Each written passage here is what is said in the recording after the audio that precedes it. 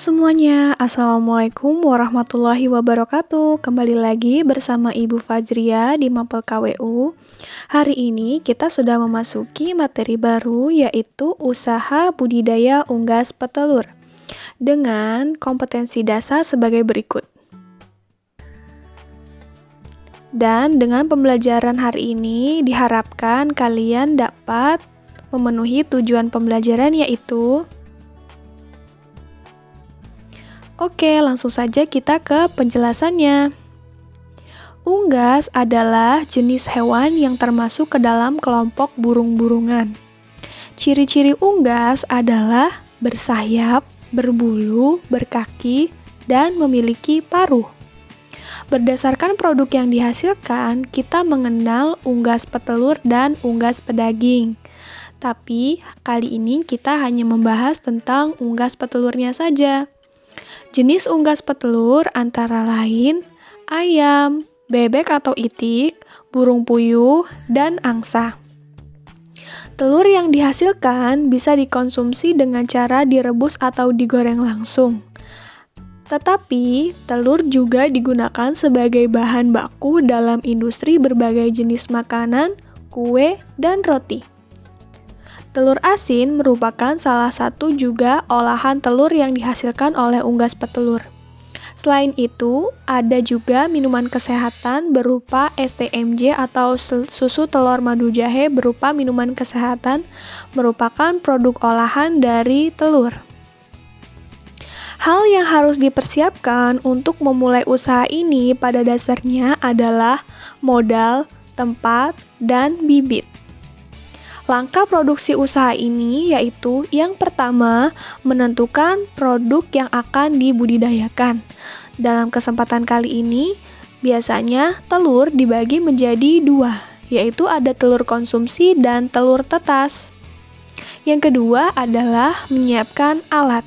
Menyiapkan alat sebagai budidaya unggas petelur yaitu misalnya tempat makan, tempat minum, egg tray, dan juga lampu pemanas kandang. Yang ketiga adalah mempersiapkan kandang. Untuk mempersiapkan kandang, biasanya kandang-kandang tersebut dibagi menjadi 3 jenis kandang. Yang pertama untuk anak unggas, untuk usia unggas 0-4 minggu. Yang kedua, kandang untuk grower atau usia remaja digunakan oleh unggas yang berusia 7-20 minggu. Dan kandang layer atau unggas bertelur digunakan oleh unggas yang sudah berusia 21-80 minggu. Langkah yang keempat adalah memilih bibit unggul. Langkah yang bisa digunakan untuk memilih bibit unggul ada 3, yaitu memilih bibit yang sudah dijamin keunggulannya. Yang kedua, kita bisa memelihara pejantan atau betina sendiri.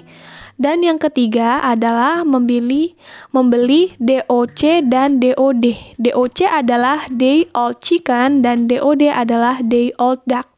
Ciri-ciri dari DOC dan DOD adalah tidak cacat dan warna bulunya mengkilap.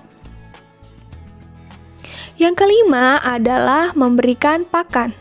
Pakan diberikan untuk unggas yang sudah memasuki fase grower atau unggas bertelur. Pakan terdiri atas campuran bahan makanan seperti jagung, kedelai, dan bahan lainnya. Atau kita juga bisa membeli di toko yang sudah berstandar nasional Indonesia. Bentuk dari pakan adalah ada yang berbentuk tepung, butiran pecah, pelet, atau berupa butiran saja. Selain pakan, ada juga yang perlu dipersiapkan untuk konsumsi unggas berupa obat-obatan, vitamin, hormon pertumbuhan, dan tidak lupa adalah air. Yang keenam adalah peralatan panen. Nah, dalam kesempatan kali ini, peralatan panen yang bisa digunakan adalah ember, baskom, keranjang, ataupun egg tray. Dalam memanen telur bisa dilakukan 3 kali sehari untuk menghindari kerusakan telur yang disebabkan oleh virus.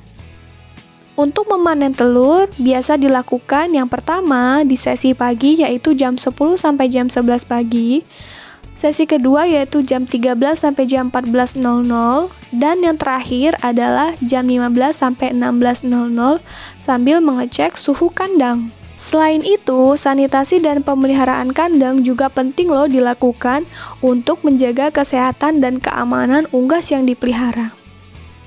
Oke, hari ini sampai di sini dulu materinya. Jangan lupa untuk melaksanakan sholat sunnah beserta sholat fardunya ya anak-anak, untuk menjaga keimanan dan ketakwaan kita. Dan jangan lupa untuk menuliskan nama dan kelas beserta kesimpulan sebagai tanda bahwa kamu sudah mengakses pembelajaran hari ini. Jangan lupa juga untuk like, comment, share, dan juga subscribe channel Ibu. Sampai jumpa di pertemuan berikutnya. Wassalamualaikum warahmatullahi wabarakatuh.